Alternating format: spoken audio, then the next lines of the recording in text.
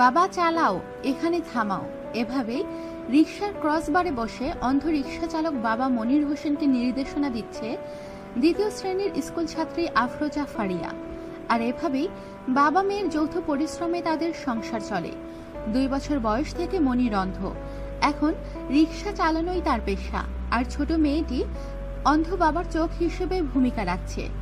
মনির হোসেন বলেন, ফারিয়ার নির্দেশনাতেই আমি রাস্তায় রিকশা চালাই। যেখানে যেই রকম ব্রেক মারার প্রয়োজন সেভাবে ফারিয়া আমাকে নির্দেশনা দেয়, আর সেভাবেই আমি কাজ করি। ফারিয়া ফেনীর সুন্দরপুরের স্থানীয় একটি প্রাথমিক বিদ্যালয়ের 2য় শ্রেণীর ছাত্রী। তবে রিকশা ভাড়া লেনদেনের ক্ষেত্রে সে খুবই সতর্ক।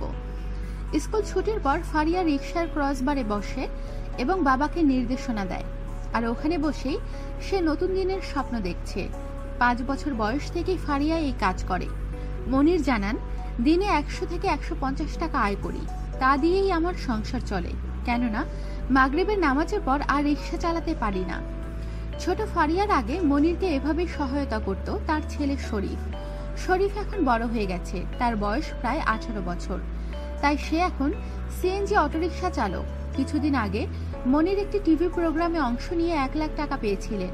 সেই টাকা থেকে কিছু টাকা ছেলের ড্রাইভিং প্রশিক্ষণের জন্য দেন। বাকি টাকার কিছু অংশ নিজের চোখের চিকিৎসায় খরচ করেন।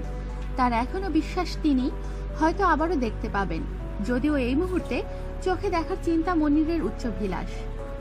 মনির জানান, তার দ্বিতীয় সন্তান স্বর্ণা আক্তারের বিয়ে হয়েছে, তাই রিকশা চালানো বন্ধ করার জন্য তার উপর চাপ অব্যাহত রেখেছে।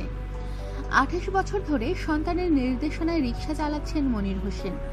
দীর্ঘ শ্বাস নিয়ে মনির বললেন, আমি তো রিকশা চালানোর চাইতে অন্য কোনো কাজ ভালো করতে পারবো না, তাই এভাবেই কেটে যাবে আমার জীবন। আমাদের সাথেই থাকুন আর সাবস্ক্রাইব করুন।